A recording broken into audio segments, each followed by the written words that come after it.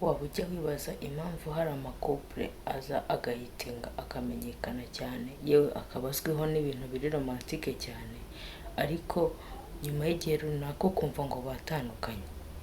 Rimwe na rimwe ayo makupure hari n'igihe ajya bishyira ku yindi ntera agahita abana, ariko nyuma y'imyaka nk'ibiri cyangwa n'amezi atandatu ukumva ngo ya kupure yarizwe, ya kupure yahitingaga, ya kupure buri wese yirahiraga, iyo kupure yarasenyutse. Nyamara kera kabaye ukumva abantu wari uzi bitwaraga nka musaza na mushiki, umunsi umwe ukazumva ngo barabanye kandi babanye neza cyane, ukibaza uti se niki cyatumye iriya couple twari tuzi iri romantike abantu bose babonaga nk'icyitegererezo, nyuma y'imyaka ibiri gusa buri wese yazinze ibyo agataha, nyamara ba bandi bari bameze nka musaza na mushiki, nta attraction, nta sinye n'imwe y'uko bateze no kuzakundana, ahubwo babana akaba aribo bakomeranye, babana akaba aribo barambanye. Mu by'ukuri imibanire y'abantu ni ikintu kiri complexe kandi gisaba kukiga cyane kugira ngo umuntu abashe kumenya ngo ese njye n'uwo nahisemo, ese njye n'uwo twashimanye tuzabana gute, tuzarera urukundo rwacu gute, tuzarera umubano wacu gute kugira ngo tutazaba nka ba bandi bose. Mu by'ukuri ibi ngibi nibyo babwira Anna muri iyi baruwa, ubwo bongera kumwibutsa ahahise he, bakamubaza bati ese niki cyatumye mu by'ukuri ukundana n'uriya musore, ese wamukundiye iki, ese mwari mubanye mute, ese imibanire yanyu mu by'ukuri ni imibanire yari kuzabageza kure cyangwa ni bya bindi n'ubundi mwari kugirana ibihe ugacya mwatandukanye. Ibyo si ku bantu bari single gusa, kuko n'abari married birabareba cyane, kuko ni benshi usanga bari mu ngo kandi bazirimo bababaye. The worst feeling is when you feel like you are disturbing the only person you want to talk to. When their replies feel colder and shorter, as if they are just tolerating your presence instead of truly wanting it. The warmth they used to give so effortlessly is so hard to give. You just feel like an interruption, like an unwelcome guest in a place that once felt like home. You start overthinking about it. Did you do something wrong? Did you push them away? Or just, they stopped caring? Silence speaks louder than words, and that's what hurts the most. Anna, have you ever wondered why the most romantic couples you have ever known may fail after a couple of years in marriage, while the best friends of all times that almost everyone bet would never have attraction for each other one day get married and live happily ever after? Romance is like a book's cover. No matter how attractive it may look, if the content is useless, the whole book and its beautiful cover will find themselves at the bottom of a dustbin somewhere. That's what happens to people who value only romance instead of building solid foundations of their love. Among all forms of intimacy, the physical one is the most misunderstood, yet it's the most that lead to terrible consequences. Anna, before engaging yourself in any form of physical intimacy with any man you may be lying to yourself to be in love with, before entering marriage with him, check if other types of intimacy between you match so as to never regret it at the end. Married or not, mark this and never forget it. Some marriages feel like heavy loads on the shoulders of the ones who are eager to say yes. There is no wisdom in thinking that the most famous phrase we know, the famous I love you, will sound the same forever if nothing between the two matches except physical intimacy. If good sex guaranteed marriage, all whores would be married. Anna, how can someone claim to love you if he adores night and darkness? If he adores using people? If his hobby is wrongdoing? And if you enjoy the day and light? If you help those in need? If you value charity? Now, tell me, Anna, where do you think you would meet? At dawn or at dusk? Emotions are like mirages, untouchable and unreachable. When you feel like you are about to, they slip off your soul. Never rely on them. Some ask themselves every day if getting married to that person was the right decision. Others already know it was a mistake. Others are trying their best to put on a mask for the ones they love. Intimacy is about sharing your deepest fears, insecurities, and vulnerabilities with someone who embraces you without judgment. Real intimacy is when you can open up your innermost thoughts, your pain, and trauma to that person, knowing that they will listen with empathy and understanding. When you can reveal the broken pieces of your soul and they respond with kindness and love. Finding a safe haven in someone's presence, a place where you can be your authentic self without fear of rejection. When you can stand before them without pretense and hear the reassuring words, "You are safe with me." Imibanire y'abantu guhera ku muntu ku giti cye, umubano afitanye n'Imana cyangwa se umubano afitanye n'abandi ugomba gushingira ku kintu bita intimacy.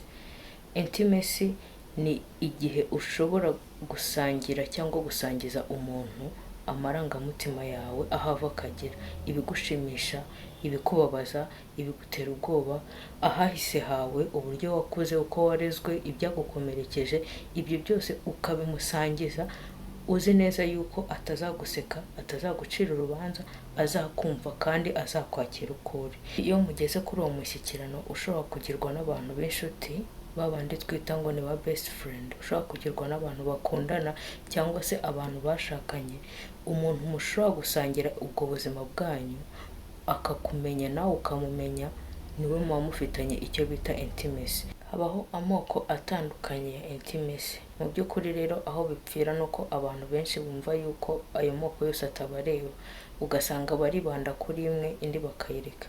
Ugasanga nk'abakundana bigirira physical intimacy gusa, baragenda bakabonana, bagasomagurana, bakaryamana, ibindi byose nta na kimwe bitayeho, bakumva yuko urwo rukundo rwabo ruzagera kure.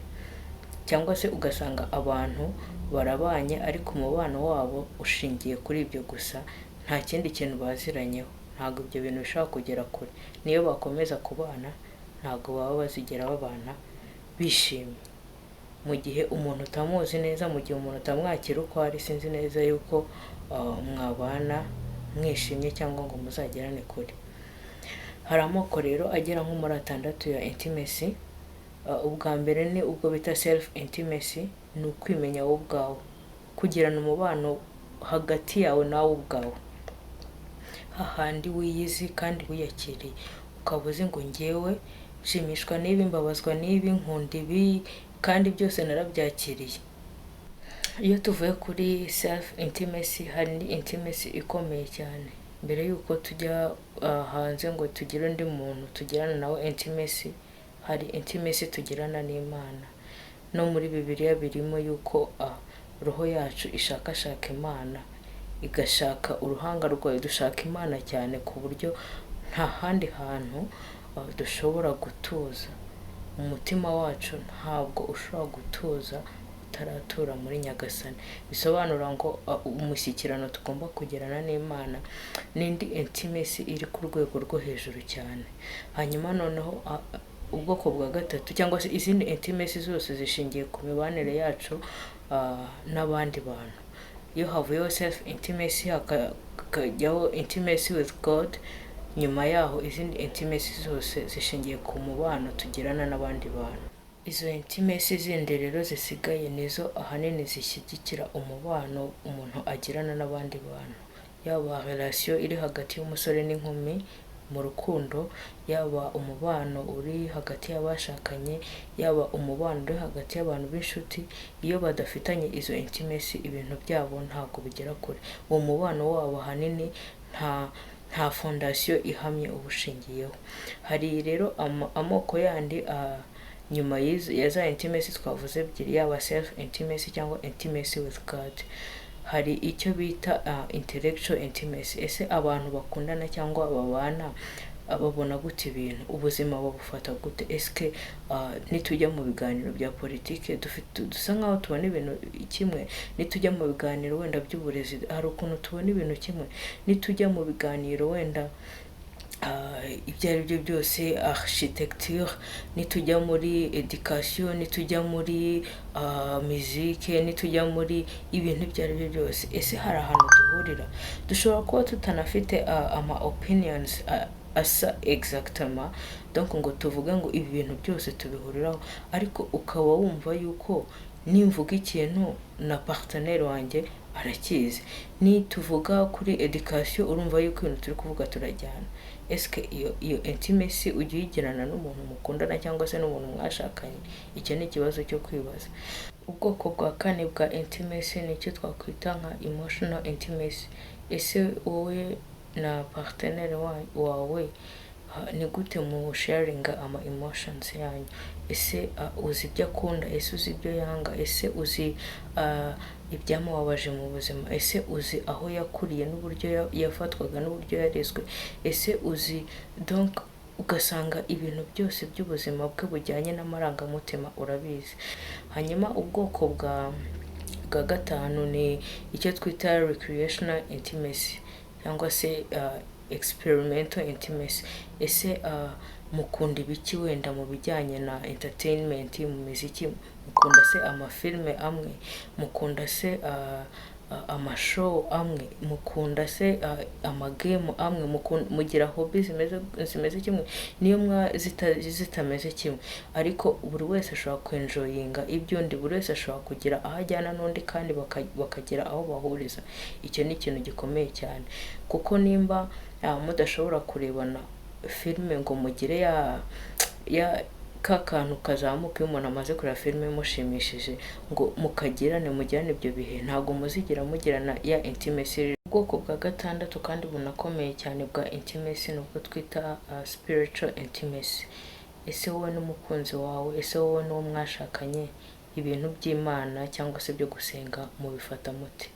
Ese opinion y'umugabo wawe cyangwa y'umugore wawe cyangwa y'umukunzi wawe ku bijyanye no gusenga ni iyihe? Iyo abantu bahuje spiritual intimacy bituma buri wese anita ku wundi. Handi umugabo washaka kukubwira ati ariko sheri mbona muri no minsi warahindutse, ushaka kuba utakiri gusenga bihagije, cyangwa se ukaba wabwira umukunzi wawe uti se sheri waretse tukaza nko kujyana mu misa, ese ibintu byo gusenga nyine ukabona yuko mubihugukiye kandi muri mu murongo umwe. Type ya nyuma ngira ngo tuvugeho ni iyitwa physical intimacy.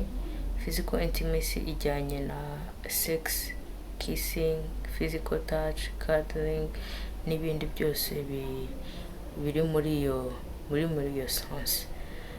Mu by'ukuri rero physical intimacy nayo ni type of intimacy ikomeye cyane, ariko akenshi abantu bayumva nabi. Rimwe na rimwe iyo ubajije couples ngo bafitanye intimacy usanga bakubwiye ngo yego, ariko wareba ugasanga icyo bagirana ni physical intimacy. Nubwo wenda mwaba muri married, ariko niba muhuzwa no kuzuza devoir conjugal hagati y'umugore n'umugabo, nta handi hantu muhurira, ntimusenga, nta moment mugirana, ntimwumva ibintu kimwe, ntimutekereza ibintu kimwe, eske iyo couple yanyu irishimye mu by'ukuri? Ibyo nibyo nahereyeho mvuga ngo hari abantu ubuzi wenda atari married yari umusore wishimye, yari umukobwa wishimye, ariko nyuma ya marriage ukabona n'umuntu donc usa nkaho ababaye igihe cyose, ugasanga ni umuntu ubona wabihiwe n'ubuzima. Nubwo harimo benshi bagerageza kubihisha, harimo ababihisha, ariko ni ibintu bitabigaragara kuko ibyishimo ni ikintu gito kigaragara mu maso. Inkuru nziza ihari ni uko izi types zose za intimacy hari uburyo bwo kuzinaturinga cyangwa se kuzirera. Wenda urugero duhereye nko kuri intellectual intimacy, uburyo bwo kuyirera ni ukuganira uburyo abantu batekereza ku bintu, kubaha ibitekerezo by'umuntu, nubwo waba uzi ko wenda bitameze exactement nk'ibyawe ariko ukaba ubimwubahira. Gusharinga ama point of views ku bintu runaka, ibyo ni ibintu bishobora kurera intellectual intimacy. Emotional intimacy ni uburyo wayirera cyangwa uburyo wayinasharinga, ni ukugerageza kumva triggers z'abantu, kugerageza kumenya aho bakuriye, environnement, uburyo byagenze, uburyo ubuzima bwabo bwagenze, ukarushaho kumva amarangamutima yabo. ubundi buryo bworoshye bwo kunaturinga emotional intimacy ni ukuganira na partner wawe ku munsi we wagenze, kugerageza kumubaza ibibazo utagamije kumujudginga cyangwa se kumushakira amasolution, just ukamwumva, kuko ushobora kujya gutya akakubwira ngo yegeranye ikibazo na boss we cyangwa n'umukozi bakorana, cyangwa se umunsi we wagenze gutya na gutya, just ukajya umenya ngo bimeze gute, amarangamutima yameze gute. Physical intimacy buryo wa nurturinga ni byose mu bizobereyemo, ntabwo ari ibintu njya kubabwiraho cyane, ariko harimo kubiganiraho double, ubundi na application yabyo. Hanyuma noneho spiritual intimacy ni ukugerageza gusengana, kugerageza kuganira ku bintu bya spirituality, gusoma Bible muri kumwe, kujyana gusenga, kugerageza kumva point of views zanyu impande zombi, kandi mukazuba buri wese akubaha uruhande rw'undi. Hanyuma noneho ndumva byose twagerageje kubivugaho, intellectual, spiritual, emotional, physical, ndumva ari ibyo ngibyo. Ahasigaye rero murakoze cyane, tuzasubira mu ibaruwa itaha. Ciao ciao.